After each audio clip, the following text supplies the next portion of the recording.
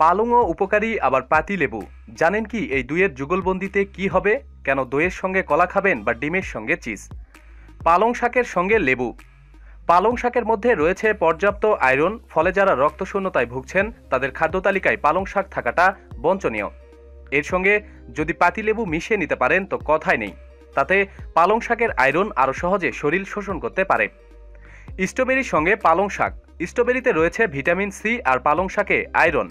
আয়রনের অভাবে ক্লান্তি, পেশি দুর্বলতা দেখা দেয়, গোছা গোছা চুল পড়ে। তাই বিশেষত মেয়েদের ভিটামিন সি এর সঙ্গে আয়রন সমৃদ্ধ খাবার বেশি করে খাওয়া উচিত।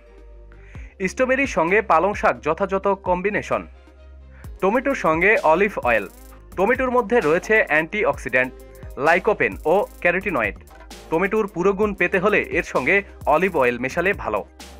এতে কোলেস্টেরল ও ব্লাড প্রেশার নিয়ন্ত্রণ হবে। ক্যান্সার প্রতিরোধেও এর তুলনা নেই। মাছের সঙ্গে কারি মশলা। মাছ খেতে হলে একসঙ্গে হলুদ, জিরে ও ধনেপাতা বেটে রান্না করুন। তাতে হার্টের পক্ষে উপকারী ওমেগা 3 উপকরণ পাবেন। মাছে রয়েছে DHA ও EPA ফ্যাট, যা ক্যান্সারের ঝুঁকি কমায়। বেরি খেলে মিক্সড বেরি খান, মানে ব্ল্যাকবেরি, স্ট্রবেরি সব একসঙ্গে খান, কারণ অনেক বেশি পুষ্টিদায়ক। কলার সঙ্গে দই খান, এটা আপনার ঠিকমতো ব্রেকফাস্ট হতে পারে। কলার মধ্যে রয়েছে পটাশিয়াম।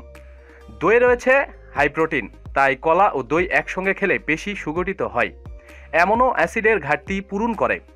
ডিমের সঙ্গে চিজ। হাড়ের গঠন মজবুত করতে ক্যালসিয়াম জরুরি। ক্যালসিয়াম অবজার্ভ করার জন্য লাগে ভিটামিন ডি। খুব কম খাবারেই ভিটামিন ডি রয়েছে, তার মধ্যে একটি ডিমের কুসুম। ডিমের অমলেট খেলে পরিমাণ মতো চিজ মিশিয়ে নিন, তাতে ভালো ফল পাবেন। প্রতিদিন সব খবরাখবরের জন্য সাথেই থাকুন এবং সাবস্ক্রাইব করুন। ধন্যবাদ।